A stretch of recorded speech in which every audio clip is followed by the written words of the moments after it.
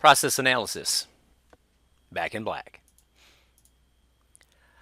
What process analysis is, and it's relatively intuitive, is explaining step by step. So there are two purposes for process analysis. One is directive process analysis. It explains how to do something, how to make something, like the instructions for assembling a bookcase, which some are better than others. And informative process analysis, which explains how something is done or takes place. For example, how lions hunt gazelles. It also can be used imaginatively, like writing a process analysis of the end of the earth, which is a cheery subject for analysis. So when you talk about process, you need to understand clearly the process you are to analyze. You need to consider your thesis or the purpose of your process. Think about preparatory steps. List the steps or stages in the process. Check the completeness and order of the steps, and define your terms. Typically, if I think of process analysis, you may think of work instructions in industry or in any workplace. One thing I'll say about it, a very important thing to say about it, is that it starts with understanding clearly the process.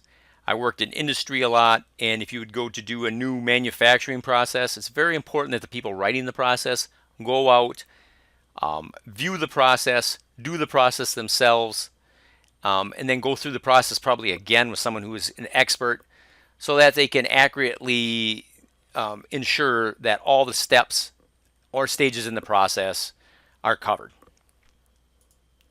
When you also do process analysis, and a lot of times if you're like relative to instructions, you want to use time markers or transitions, some way to note when one stage stops and another begins.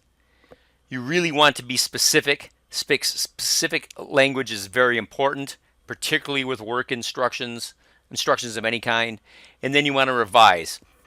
Typically when you think revision relative to instructions, and for our assignment we're doing a process analysis, which is a little bit more literary than maybe just straightforward instructions, but not much. You can follow that rubric pretty closely.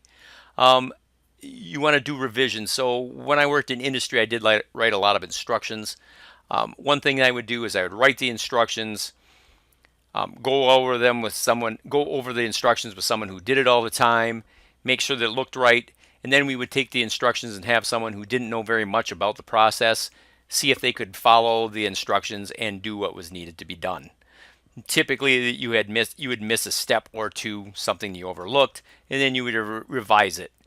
Also, typically in the world of work, most instructions are changeable. In other words, they have a revision history, and it's expected that things will change over time. Some other things to remember: you want to be consistent in your language. You want to strive for clarity. Simple, easily understood language is the best. You need to remember your audience and your purpose. Instructions written for a general audience. So if I was writing, instructions to make a bookshelf, you want to have very little professional jargon. If I was writing instructions for a bunch of software developers, well then theoretically the audience knows a lot of the specific language. It's important to note the rules for generic essay writing apply to process analysis, even to things like SOPs and work instructions. So if you think about a generic essay, you have an intro, you have a body, you have a conclusion. If you think about work instructions or operating procedures, you will usually have a purpose at the beginning, your introduction. You will have the instructions themselves, or the operating procedure, which would be operate as your body. That's the information that you need to know. And then typically we'll have some sort of conclusion that kind of wraps it all up. And once again, it's a very good idea to have others review your process analysis in order to identify any gaps in your process.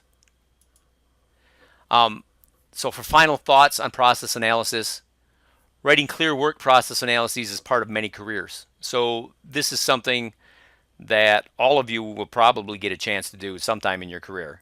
Doing so in a manufacturing environment, or if you think of being a nurse where they write very particular procedures, it's crucial to ensure that the work is standardized and to ensure that quality goals are reached. And if you know anything about AC/DC, that's not a threat, that's a promise.